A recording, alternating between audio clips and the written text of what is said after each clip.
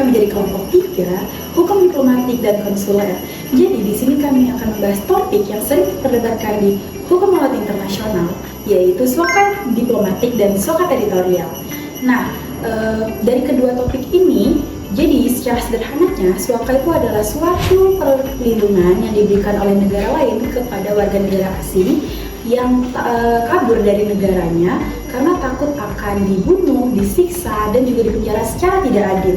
Jadi suaka ini tidak hanya membahas terkait hal kemanusiaan seperti tadi saja, tetapi juga membahas tentang kedaulatan suatu negara dan hubungan diplomatik antar suatu negara.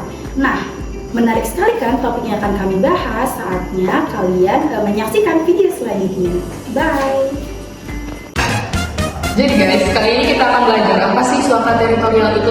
Nah, jadi suaka teritorial itu adalah suatu suaka yang dikasih sama negaranya di dalam wilayah itu sendiri.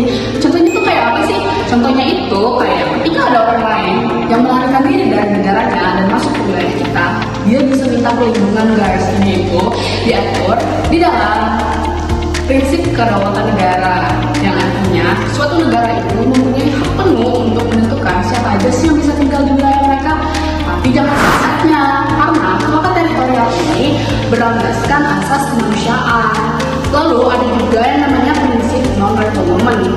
Prinsip non-refoulement ini singkatnya itu suatu negara nggak bisa paksa orang itu buat balik ke negaranya ketika dia masih merasa terancam.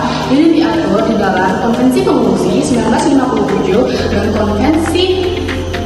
dan Konvensi Protokol 1967, serta ditegaskan lagi di dalam Konvensi Suaka Teritorial PBB tahun 1967. Nah, kalau suaka diplomatik beda banget. Suaka diplomatik dikasih di tempat wilayah kedutaan atau konsuler negara lain. Jadi, orang yang dikejar bisa mengisi ke kedutaan besar negara asing buat cari perlindungan. Nah, masalahnya di sini agak ribet.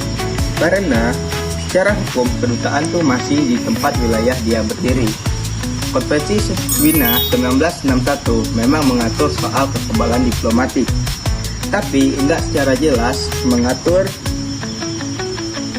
kasih hak buat negara ngasih suaka yang jelas. Makanya sering banget muncul konflik politik kayak kasus Haya de la Torre antara Kolombia dan Peru yang akhirnya dibawa ke mahkamah internasional, dan akhirnya ICJ bilang nggak ada hak mutlak buat ngasih suaka tanpa persetujuan dari pihak yang bersangkutan. Nah, sekarang kita akan membahas mengenai aspek hukumnya. Apabila kita lihat dari sisi hukum, suaka teritorial ini mempunyai dasar hukum yang sangat kuat karena telah diakui oleh semua negara.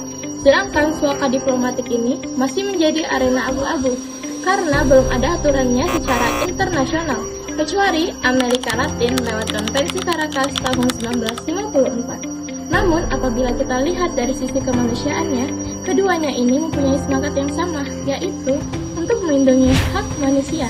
Jadi, negara harus bisa menyeimbangkan antara hak kedaulatan dan juga tanggung jawab moral untuk melindungi orang yang perlu perlindungan. Suaka bukan hanya bentuk kepastian hukum, namun suaka ialah bentuk kepedulian antar sesama. Sekarang kita masuk ke contoh nyatanya. Nah, yang pertama Edward Snowden, mantan konsultor NSA di Amerika Serikat. Dia bocorin dokumen rahasia negara dan kabur ke Rusia. Di tahun 2013, Rusia kasih dia suaka dengan alasan kemanusiaan. Nah, dengan adanya keputusan ini, hubungan antara Rusia dan Amerika menjadi sangat panas. Tapi secara hukum, Rusia nggak salah karena itu hak kedaulatannya. Selanjutnya, Julian Assange, pendiri WikiLeaks. Di tahun 2012, dia kabur ke kedutaan besar Ekuador di London dan meminta suaka diplomatik. Ekuador memberikan suaka karena takut Assange diekstradisi dan disiksa. Jadi pada akhirnya di tahun 2019 dia dicabut suakanya dan ditangkap oleh Inggris.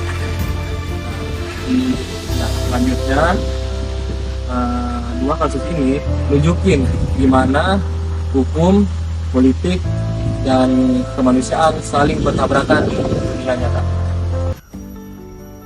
Nah teman-teman, dari dua suaka tadi kita bisa lihat bahwa hukum internasional itu berusaha menjadi titik tengah antara kedaulatan negara dan perlindungan hak asasi manusia.